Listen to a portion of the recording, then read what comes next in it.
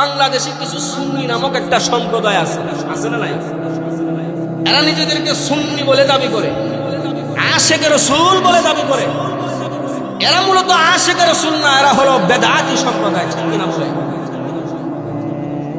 এরা ভারতের বেরিলি নামক স্থানে জন্মগ্রহণকারী ব্রিটিশ বেনিয়াদের দূষর আহমদ রেজা খান বেরলভীর অনুসারী। এদেরকে এই জন্য রেজভিও বলা হয়। এদের বিশ্বাস হলো, আকীদা হলো, নবী রাসূল, বিশেষ করে আমাদের নবী মুহাম্মদ রাসূলুল্লাহ সাল্লাল্লাহু আলাইহি সাল্লাম পৃথিবীর আদি অন্ত সকল অদৃশ্য বিষয়ে তিনি সব কিছু জানেন, শুনেন। বলেন নাউজুবিল্লাহ।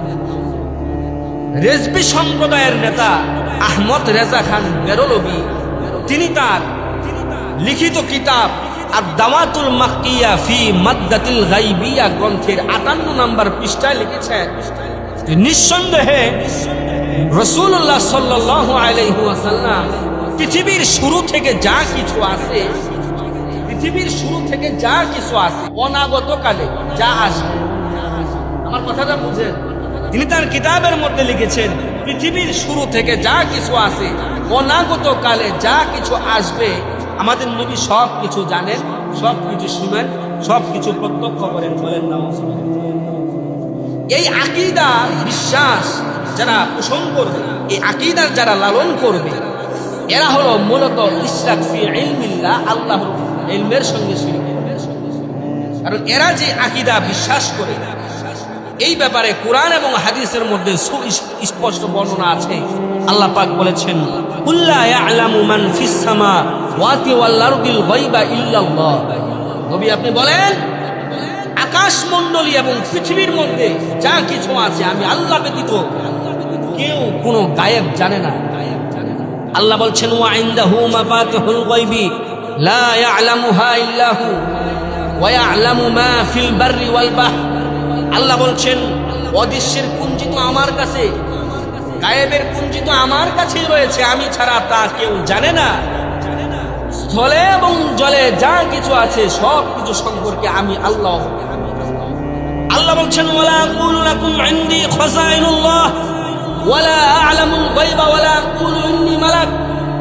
আল্লাহ বলছেন, নবী আপনি বলে দেন, নবীর জবান দিয়া বলাইছে।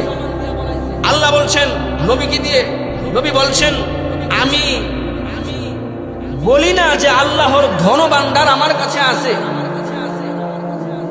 আমি গায়েব সম্পর্কে অবগত নই। ওয়ালা কুলু ইন্নী মালাক, আমি এও বলি না যে আমি ফেরেশতা। সুতরাং নবী ওলিরা গায়েব জানেন, অদৃশ্যের খবর রাখেন, এমন আকীদা যারা পোষণ করবে, এটা হলো ইশরাক ফি ইলমিল্লাহ, আল্লাহর ইলমের সঙ্গে এরা শিরক করে। আজকে মুসলমানদেরকে এরা মুসলমানদের ঈমান নষ্ট করে। মুসলমান নামাজের কথা বলে, ঈমানের কথা বলে, রোজার কথা বলে, কিন্তু এদের আকীদা এবং বিশ্বাস এটা হলো শিরকি বিশ্বাস। এটা হচ্ছে ইশরাক ফি ইলমিল্লাহ। তাহলে প্রথম একটা হলো ইশরাক ফি জাতিল্লাহ, আল্লাহর জাতের সঙ্গে শিরক, যেটা প্রকাশ্য করে একাধিক ইলাহ বিশ্বাস করে, দেবদেবীর বিভিন্ন দেবদেবীর পূজা অর্চনা করে। কথা বুঝে আসুনি? আপনারা বুঝতেছেন? এটাকে বলে ইশরাক ফি জাতিল্লাহ। ইশরাক ফি ইলমিল্লাহ, আল্লাহর ইলমের সঙ্গে শিরক, যেটা পৃথিবীর মধ্যে ভূমণ্ডলে, আকাশমণ্ডলে পরকালে যত হাজির নাজির, যত গায়েব আছে, অজানা আছে, সব কিছু সম্পর্কে জানেন কি? এই বিশ্বাস যদি কেউ বলে যে নবী অথবা কোনো ওলিরা গায়েব জানে, ওই মানুষগুলা আল্লাহর ইলমের সঙ্গে শিরক। আল্লাহ বলছেন, এই ক্ষমতা পাওয়ার আমি কাউকে দেই না, এটা একমাত্র এই জিনিসটা আমার কাছে আছে। 3 নাম্বার একটা শিরক হলো ইশরাক ফি কুদরতিল্লাহ, আল্লাহর কুদরতের সঙ্গে শিরক।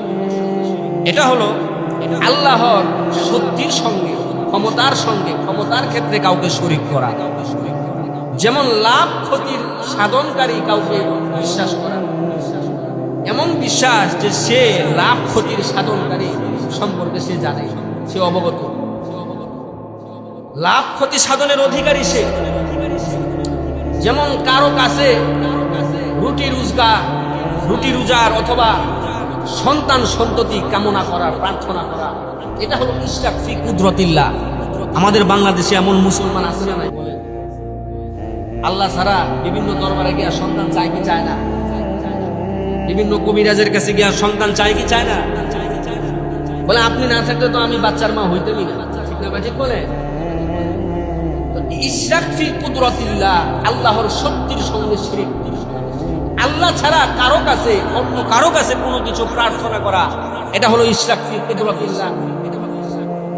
নবী হাজের নাজির, কারো কাছে সন্তান সন্ততি কামনা করা, কারো কাছে টাকা পয়সা প্রার্থনা করা, কামনা করা, এই বিশ্বাস আকীদা যারা পোষণ করে, লালন করে, এরা আল্লাহর সঙ্গে শিরক করে। বলেন নাউজুবিল্লাহ। তাহলে 3 প্রকার শিরক গেল।